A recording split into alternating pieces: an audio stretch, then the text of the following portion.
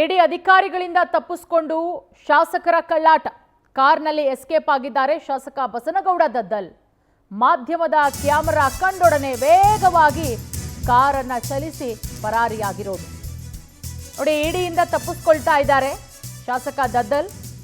ಮಾಧ್ಯಮದ ಕ್ಯಾಮೆರಾ ಕಂಡೊಡನೆ ವೇಗವಾಗಿ ಕಾರು ಚಲಿಸಿ ಪರಾರಿಯಾಗಿರೋದು. ಆಪ್ತರ ಜೊತೆ ಖಾಸಗಿ ಕಾರ್ನಲ್ಲಿ ತೆರಳಿದ್ದಾರೆ ಶಾಸಕ ಬಸನಗೌಡ ದದ್ದಲ್. ಮಂತ್ರಾಲಯ ರಸ್ತೆ ಮಾರ್ಗವಾಗಿ ಬಸನಗೌಡ ದದ್ದಲ್ ಪರಾರಿಯಾಗಿರೋದು. ಕಳೆದ ರಾತ್ರಿ ರಾಯಚೂರಿಗೆ ಆಗಮಿಸಿದ್ರು ಬಸನಗೌಡ ದದ್ದಲ್. ವಾಲ್ಮೀಕಿ ನಿಗಮ ಕೇಸ್ನಲ್ಲಿ ಇಡಿ ವಿಚಾರಣೆಗೆ ಹಾಜರಾಗದೆ ಕಳ್ಳಾಟ ನೋಡಿ. ಮಾಧ್ಯಮದವರ ಕ್ಯಾಮೆರಾ ಕಾಣ್ತಾ ಇದ್ದಂತೆ ಕಾರು ವೇಗವಾಗಿ ಚಲಿಸುತ್ತೆ. ಇದೇ ಕಾರಲ್ಲಿ ಚಲಿಸ್ತಾ ಇರೋದು. ಕಾರ್ನಲ್ಲಿ ಎಸ್ಕೇಪ್ ಆಗಿದ್ದಾರೆ ಶಾಸಕ ಬಸನಗೌಡ ದದ್ದಲ್. ಕಳ್ಳಾಟ ಆಡ್ತಾ ಇರೋದು. ಇಡಿ ಕೈಗೆ ಸಿಕ್ಕಾಕೊಂಡ್ರೆ ಎಲ್ಲಿ ನನ್ನನ್ನು ಕೂಡ ಅರೆಸ್ಟ್ ಮಾಡ್ತಾರೋ ಅಂತ ಹೇಳಿ ಕಳ್ಳಾಟ ಆಡ್ತಾ ಇದ್ದಾರೆ. ಗಾಡಿ ನಂಬರ್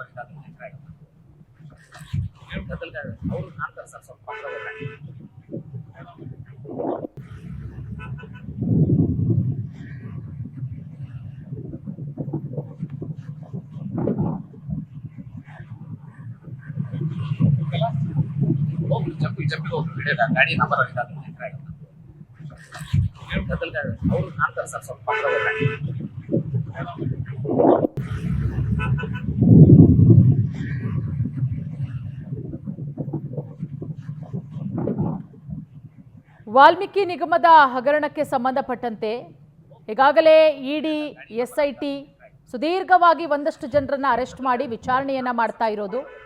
ಈ ಕೇಸಲ್ಲಿ ಮಾಜಿ ಸಚಿವ ನಾಗೇಂದ್ರ ಬಂಧನ ಕೂಡ ಆಗಿದೆ. ಇಡಿ ಕಸ್ಟಡಿಗೂ ಕೂಡ ಕೊಡಲಾಗಿದೆ ಕೋರ್ಟು. ಆದರೆ ದದ್ದಲ್, ಶಾಸಕ ದದ್ದಲ್ ಒಂದು ರೀತಿಯಲ್ಲಿ ಕಳ್ಳಾಟವನ್ನ ಪ್ರದರ್ಶನ ಮಾಡ್ತಾ ಇರೋದು. ಯಾರ ಕೈಗೂ ಕೂಡ ಸಿಗ್ತಾ ಇಲ್ಲ. ಮಾಧ್ಯಮದವರ ಕ್ಯಾಮೆರಾ ಕಂಡೊಡನೆ ಎಸ್ಕೇಪ್ ಆಗ್ತಾ ಇದ್ದಾರೆ. ಈ ಬಗ್ಗೆ ಮತ್ತಷ್ಟು ಮಾಹಿತಿ ಕೊಡ್ತಾರೆ ನಮ್ಮ ಪ್ರತಿನಿಧಿ ನೀಲಕಂಠಸ್ವಾಮಿ. ನೀಲಕಂಠಸ್ವಾಮಿ, ಒಂದು ಕಡೆ ಈ ಹಗರಣಕ್ಕೆ ಸಂಬಂಧಪಟ್ಟಂತೆ ಎಸ್ಐಟಿ ಇಡಿಯಿಂದ ಸುದೀರ್ಘವಾಗಿ ವಿಚಾರಣೆ ಆಗ್ತಾ ಇದೆ. ಒಂದಷ್ಟು ಜನರನ್ನ ಅರೆಸ್ಟ್ ಕೂಡ ಮಾಡಲಾಗಿದೆ. ಆದರೆ ಶಾಸಕ ದದ್ದಲ್ನ ಕಳ್ಳಾಟ ಇನ್ನೂ ಕೂಡ ಮುಂದುವರಿತಾ ಇದೆ. ಇವತ್ತು ಎಲ್ಲಿ ಕಂಡ್ರವರು, ಎಲ್ಲಿಂದ ಎಲ್ಲಿಗೆ ಪ್ರಯಾಣ ಮಾಡ್ತಾ ಇದ್ರು?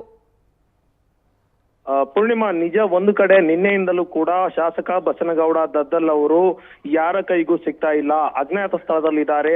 ಮಾಧ್ಯಮಗಳ ಮುಖಾಂತರನೂ ಕೂಡ ಮತ್ತು ತನಿಖಾ ಸಂಸ್ಥೆಗಳ ಅಧಿಕಾರಿಗಳ ಕೈಯಿಂದಲೂ ಕೂಡ ತಪ್ಪಿಸಿಕೊಂಡು ಓಡಾಡ್ತಾ ಇದ್ದಾರೆ ಅನ್ನೋ ಒಂದು ಸಾಕಷ್ಟು ಸುದ್ದಿ ಚರ್ಚೆಯಲ್ಲಿರೋದು.